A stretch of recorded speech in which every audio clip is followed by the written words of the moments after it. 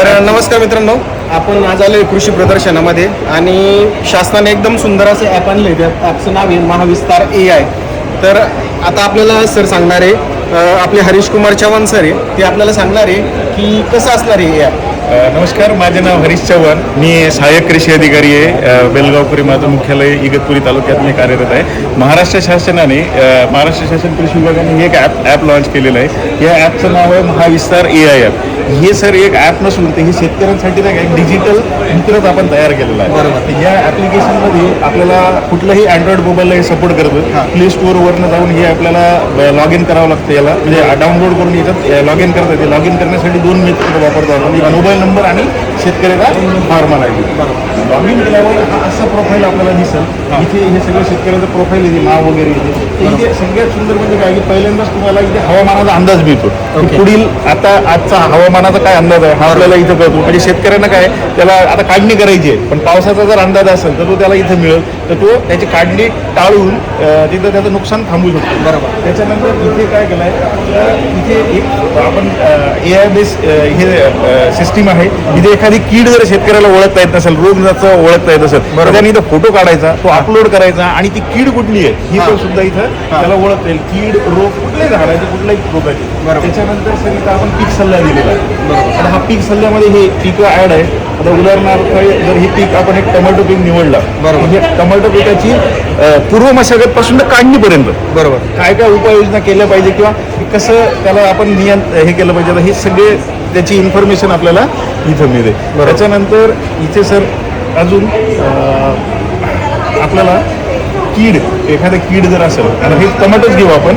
Tomato पिकाचं आपण निवडलंय, तर टोमॅटो पिकावर कुठलं कीड येतं, बरोबर, तर याची सचित्र आहेत. म्हणजे शेतकऱ्याला हे चित्र पाहून ओळखता पण येतं. आता ही पांढरी माशी आहे, ही पांढरी माशी त्याला शेतात जर त्यांनी पानावर दिसली तर तो इथं बघू शकतो. तर हिची लक्षणे काय आणि हिचे प्रतिबंधक उपाय काय आणि नियंत्रण उपाय काय. आता नियंत्रणमध्ये पण सुद्धा आपण जैविक आणि रासायनिक हे 2 प्रकारचे नियंत्रण दिलेले आहे. म्हणजे एखादा शेतकरी जर ऑर्गॅनिक फार्मिंग करत असेल तर त्याला जैविक नियंत्रण हे वापरता येतात किंवा रासायनिक नियंत्रण सुद्धा हे वापरता येतात. आणि ही जी इन्फॉर्मेशन आहे ना सर, ही आपल्याला विद्यापीठाच्या सोर्सकडनं मिळते. म्हणजे कृषी विद्यापीठ जी आहेत महाराष्ट्रातली, म्हणजे ऑथेंटिक इन्फॉर्मेशन. त्याच्यानंतर हा एक तुम्हाला याचा चांगला बेनिफिट होता. आपण होम पेज आता इथे सर एक महाडीबीटी पोर्टल म्हणून दिलेला आहे. बरोबर. इथे बाजारभाव पण आहे. म्हणजे शेतकऱ्याला जर एखादा बाजारात त्याला माल विकायचा, जे बाजारभाव आहेत हे अपडेट होतात दररोजचे. पण हे रिअल टाइम आहे, रिअल टाइम.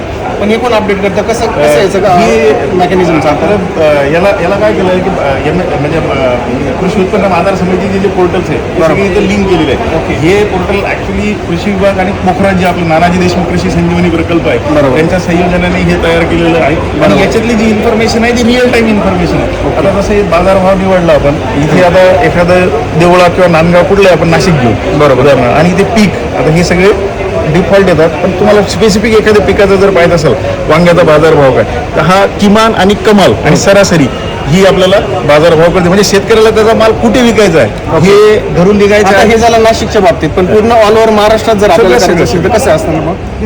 पूर्ण महाराष्ट्राचं दाखवणार बाजारभाव. हो, जिल्हा निवडायचा, त्या जिल्ह्यातल्या जेवढ्या कृषी उत्पन्न बाजार समिती आहे. समजा जर आपल्याला बाहेरच्या राज्यात विकायचा आहे माल, बरोबर, तर मग आता शेतकऱ्याला समजा इथं भाव मिळत नाही महाराष्ट्रात, तर बाहेरचं विकायचं तर असं पुढं आहे की भविष्यात जाऊन तुम्ही बाहेरचे घेणार आहे असं राज्य वगैरे याच्यात काम सुरू आहे. आता भविष्यात तसं पण सुविधा उपलब्ध होती. पण आज आपण फक्त महाराष्ट्रातल्या ज्या आपले जेवढे जिल्हे आहेत तेवढे 32 जिल्ह्यातली माहिती इथं उपलब्ध आहे. समजा एखाद्याला नाशिकला विकता नागपूर बाजारात विकायचं आहे, बरोबर, कांदा, तर तो नागपूर बाजारात पण त्याला इथं माहिती मिळू शकते नागपूरची. बरोबर.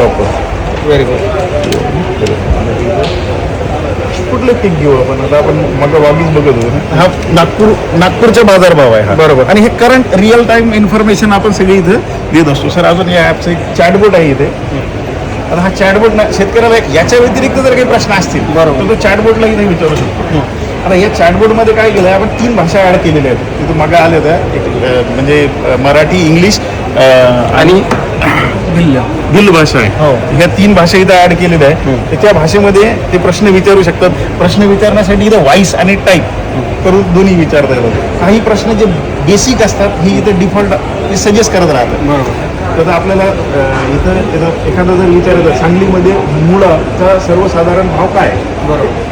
याच्यासाठी घेतलं ही इथं टाईप होते, त्याला सेंड केलं तर ती इन्फॉर्मेशन लगेच इथे डिस्प्ले होते. मग अशी कुठली पण फक्त पिकाचीच नाही, तर शेतकऱ्याला त्याची जनावरं आहे, दुभती जनावरं आहे, त्याचा चारा आहे, त्याच्यावर रोग येणं, त्याला काही आजार झालेले असतील त्याचे प्रतिबंधात्मक उपाय, म्हणजे ही सगळी ऑथेंटिक माहिती आपल्याला विद्यापीठाकडनं पुरवली जाते. ओके.